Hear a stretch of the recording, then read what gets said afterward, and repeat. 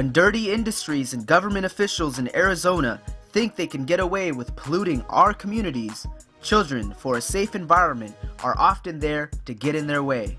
Children for a Safe Environment was formed in 1988 by kids after children in the Maryville area of Phoenix started dying from leukemia.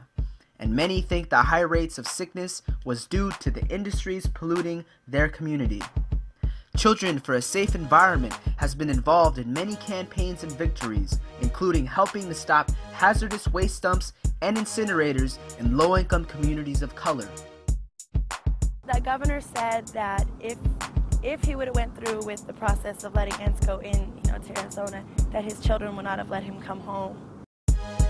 In one of their biggest campaigns, they joined with other activists in taking direct action to stop the unloading of toxic DDT brought in on trains from California, forcing the US EPA to halt further shipments of this toxic waste. These kids would rather hold a protest sign and confront polluters and government officials than sit home and play video games. Save the planet! You know what? If America could send a man to the moon, they can do something else about this old technology called Covanta. They can give us clean air. Youth from San Joaquin Valley fired up their community's fight to close the Covanta garbage incinerator that emits dioxin and other toxic chemicals into the air.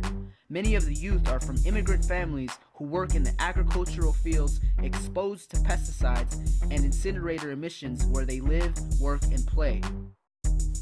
Hundreds of thousands of pounds of medical waste could be dumped and burned at a Stanislaus County Waste Treatment Center. The medical dumping plan would earn the county extra money, but many residents aren't so sure the trade-off is worth what they perceive as a health risk. The proposed plan includes burning tons of medical waste from all over California at a facility near Crow's Landing. But residents say no way. They say the process could be toxic.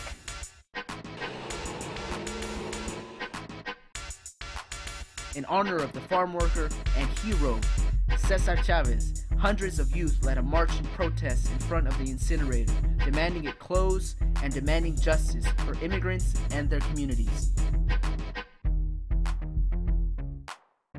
They're getting our children sick, and we need this air to breathe, to live. We need to protect our Mother Earth. We need to protect our air. And I don't understand why everything has to be put into our backyard. We're just coming off what happened with the tire fire, the burning of the medical waste. It's like, why does everything have to go in our backyard? Look at these little children. Look at the babies. How much of this toxin air can they take?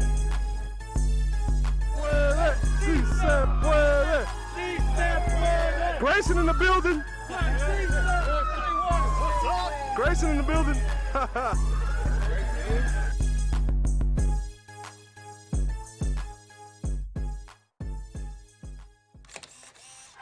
Queremos justicia.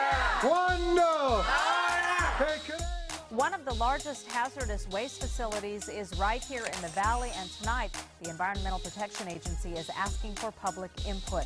The chemical waste management facility is located near Interstate 5 in Kettleman City in Kings County.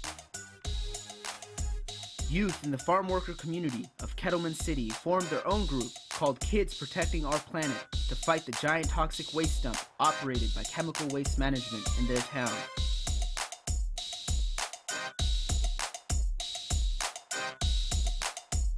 ¿Qué queremos? ¿Cuándo? ¿Qué queremos?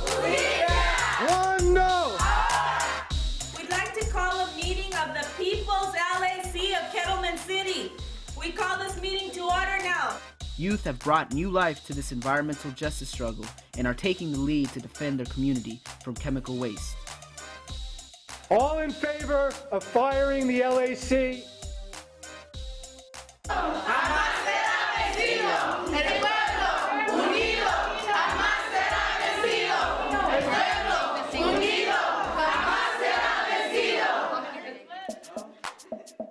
We are going to win victory. Our Creator said so. And she wanted your response. She said, we're going to win, right?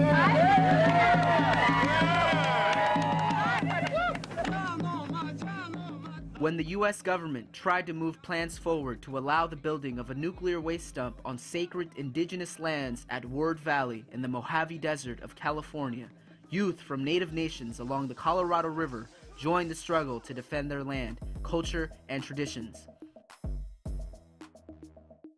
This long fight came to a head in 1998 when the tribes took direct action and occupied the proposed nuclear dump site, barricading the roads and conducting sacred ceremonies. And had protests and press conferences and pressured the governor and talked to legislators. There were press conferences and events at the federal buildings in Los Angeles and in San Francisco and in Phoenix.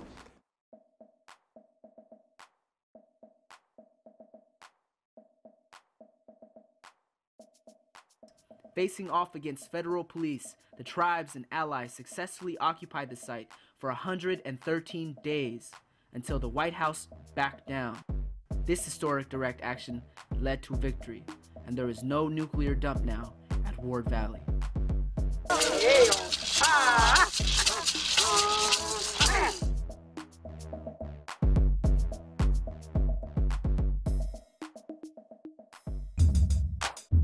You know, if I was a big corporation and I had to decide where I was going to put my pollutants, of course I would pick a poor community. Of course I'd pick a community where people are disadvantaged, because I knew that they couldn't fight against me. Now what I'm starting to notice is young people, they know that they are not at the disadvantage because they know they have power. We face so many obstacles.